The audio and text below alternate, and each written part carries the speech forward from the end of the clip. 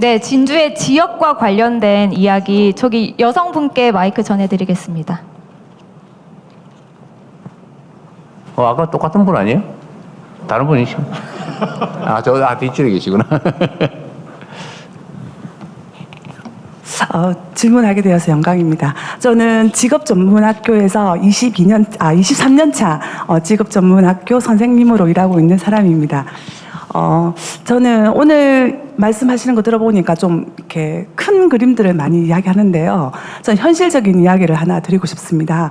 저는 이제 기획과에서 근무를 오래 했는데요. 이제 항공산업이라고 볼 수 있겠죠. 학생들이 취업을 하게 되면 2교대를 합니다. 2교대 12시간 맞교대를 해서 연봉이 한 4천만 원 정도 안 되는 것 같아요. 하지만 그 친구들이 2교대를 하지 않는다면 급여가 2천만 원 중반 정도밖에 안 된다는 것이죠.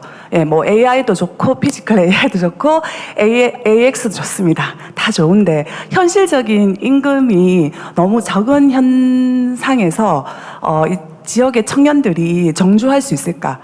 지역을 떠나지 않고 계속 지역에서 근무할 수 있을지는 제가 23년 동안 근무하고 있으면서 항상 의문입니다. 예, 그래서 이 최저임금의 문제를 구체적으로 본다면 카이에서 이 항공업체들은 다 쥐고 있지 않습니까? 그래서 이런 문제들은 이제는 너무 이 최저임금이 너무 구조화되어 있기 때문에 정부에서 이제 좀 풀어야 되는 시점이라고 저는 생각을 합니다. 그리고 이걸 풀어줘야 나중에 AI도 좋고 피지컬 AI로 갈 수 있는 안착이 되지 않을까라고 저는 생각을 합니다. 감사합니다. 최저임금이 너무 낮다, 올려야 된다, 그 말이에요 혹시?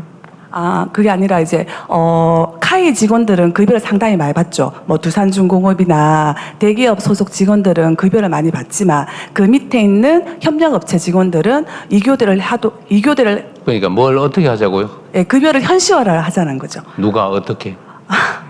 그러니까 너무 이게 고착화되다 보니까 어디서부터 문제를 풀어야 될지 모르겠지만. 네, 일단 알겠습니다. 예. 저기 항공 분야도 그런 모양이네요. 이제 이게 지금 조선 분야도 그렇고 건설 분야도 그렇고 지금 제가 사실은 이것도 이제 어느 시점에선가 우리 사회의 주요 의제로 해서 한 번쯤은 좀 시끄럽게 논쟁을 한번 해야 될 일인데요. 우리나라는 임금 격차가 너무 심해요. 그러니까 대기업의 정규직, 대기업의 비정규직, 하청업체, 계열업체들의 정규직, 또 거기에 또 비정규직, 거기 또 여자, 남자 또 나누고. 그래서 이게 한 두 단계 지나가서 보면 대기업의 정규직하고, 그러니까 하청 계열업체의 비정규직하면 한 40%밖에 못 간다고. 지금 이게 현재 실제 그래요. 또 여성은 또 더 적어요. 이거를 해결을 어떻게든지 시작을 해야 되는데 지금은 사실 너무 엄두가 안 나서 일단 부동산 먼저 좀 정리를 한번 하고 그럴까 생각 중인데 어쨌든 이거는 정말로 중요한 문제입니다. 양극화가 사회 발전을 가로막잖아요. 우리가 지금 성장 발전 잠재력이 이만큼 있는데 이게 자원과 기회가 골고루 나눠져서 다 제대로 풀로 효용을 발휘하면 이제 충분히 잠재력만큼 성장 발전할 수 있는데 이게 한쪽으로 확 몰려가지고 어떤 사람은 그 기회를 너무 남아서 못 쓰고 썩어 나가고 또 많은 사람들 기회조차 노리지 못해서 손가락 물고 그냥 놀아야 되면 그 사회가 발전할 수가 없죠.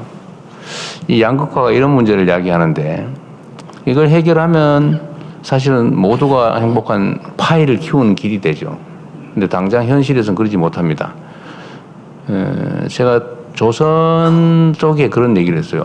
전 세계적 경쟁력을 가지고 세계 최강의 조선 산업인데, 제가 얼마 전에 울산 갔을 때 얘기 들어보니까 220만 원 주고 외국인 노동자를 데려다가 비자를 적어가지고 쓰고 있다고 어떤 분이 말씀하셔서 저는 속으로는 그거 좋은 일이 아닌데,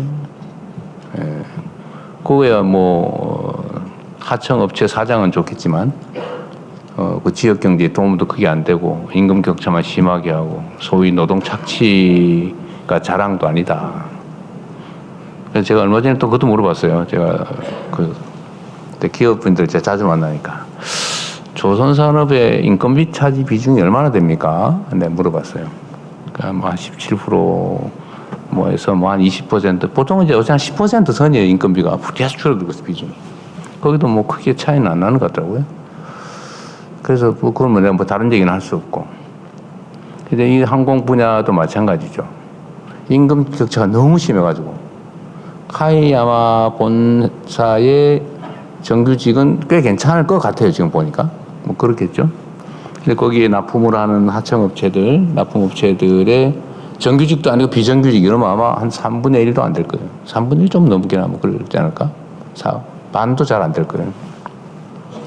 어쨌든 이 문제는 대한민국 국가의 지속적 발전을 위해서는 반드시 한 번쯤은 짚고 넘어가야 될 일입니다. 그런데 지금은 그게 너무 당연시되고 있어요. 예를 들어 비정규직이 월급이 적다. 그걸 당연하게 여겨요.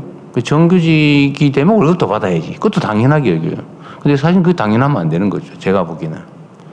똑같은 조건에서 똑같은 일을 하고 똑같은 효율을 낸다면 안정성이 떨어지는 데다 보수를 더 많이 주는 게 형평에 맞지 않습니까? 그래서 우리가 저기 호주 같은데 여름방학에 가서 알바하면은 그 정규직보다 더 많이 준다는 거잖아요. 왜냐하면 불안정하게 단기간 일을 하기 때문에 더 많은 보수를 주는 게 맞죠. 근데 우리는 반대예요. 알바일수록 더 적어요. 네, 이게 사실은 우리 사회 발전 잠재력을 갉아먹고 있죠. 쉽지 않은 문제이긴 합니다. 그리고 정부가 그럼 어떻게 할 수 있냐? 최저임금을 올리면 해결이 되냐?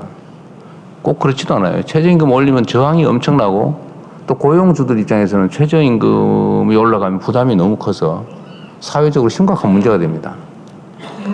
그리고 우리가 착각하는 게 하나 있는데 최저임금하고 적정임금은 달라요. 최저임금만 줘도 된다는 게 아니고 최저임금 밑으로 주면 안 된다예요. 그 최저선을 정한 거예요. 그것만 주면 된다가 아니라고요. 근데 우리는 어느 순간에 최저임금 그것만 주면 돼 라고 생각하게 됐어요. 그래서 정부에서도 전부 그러고 있더라고요. 근데 보니까 정부에서도 다 최저임금으로 고용을 해요. 얼마 전에 그 우리 강원식 실장이 막 그 회의하면서 화냈던 것도 있던데 365일에서 364일을 일을 시키고 퇴직금을 안 주고 있더라고요. 창원이야? 창원에서 그랬어요? 그래서 뭐 아니 그 말이 되냐. 대통령이 안 그래도 물론 그 제가 보기엔 계약은 그 이전에 한 것 같아요. 1년 지난 다음에 생긴 문제니까. 그렇게 하지 마라. 11개월 계약하고 퇴직금 안 주려고 내쫓았다가 2달 후에 다시 고용하고 또 정규직 안 만들려고 1년 11개월 심지어 1년 11개월 29일만 시키고 이게 뭐 하는 거냐. 국가가 모범적인 사용자가 돼야지. 적정임금을 줘야지. 최저임금만 주면 되겠냐. 근데 전국이 다 그러고 있어요. 그래서 제가 일단 방침은 정부는 앞으로 공공부문에서도 그렇고 고용할 때 적정임금을 준다. 네. 충분한 임금은 못 주더라도 최저임금이 아니라 적정임금을 준다. 그리고 기간이 짧고 불안정할수록 더 많이 준다. 이제 이렇게 지금 정부 공공부문만이라도 이제 할 건데 아마 이거 하면 또 어디서 막 씹을 거예요. 야, 돈이 남아도 오냐, 뭐 세금을 그렇게 막 쓰면 되냐, 퍼주냐, 뭐 그럴 것 같아요. 그래도 저는 해야 된다고 생각합니다. 네. 그래서 이 공공 분야부터 먼저 좀 모범을 보이고 최저임금만 줘도 된다가 아니고 최저임금 이하로 주면 안 되는 거지. 그건 최저 기준이지 적정 기준이 아니다라고 이거 사회가 모두 또 공감하고 이런 식으로 좀 제도적으로 해결할 텐데 강제할 방법은 없어요. 그러니까 그럼 어떻게 해결하냐? 실제로 실용 가능한 방법이 뭐냐? 노동운동을 열심히 하는 거예요. 그래서 노동자들은 언제나 약자이기 때문에 일하지 않으면 굶어 죽으니까 어떻게든 해야 되잖아요. 그게 노동자의 운명이죠. 숙명이죠. 노동자의 숙명은 그런 거기 때문에 또 약자이기 때문에 같은 입장에 있는 노동자들이 단결할 권한을 헌법이 인정한 겁니다. 단결해라. 단결할 권리를 준다. 그리고 집단적으로 단체로 교섭할 권리도 준다. 헌법에서. 단체 교섭. 그리고 안 되면 집단 행동할 권리를 준다. 단체 행동권. 이거 헌법이 정한 겁니다.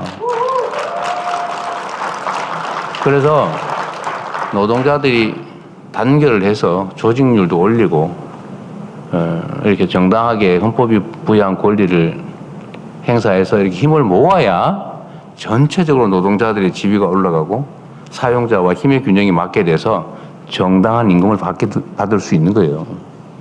결국 그것도 역시 누가 해야 된다? 국민들이 해야 되는 거죠. 여러분이 직접 하세요.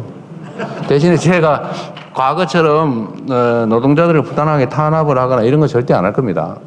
그건 못하게 할 테니까 정당한 권리를 행사해서 적정한 임금을 받는 제대로 된 사회로 함께 가도록 하시죠. 네, 좀 더 진행하십시오. 네, 감사합니다. 혹시 통영에서 오신 분 계실까요? 통영에서 오신 분 계실까요?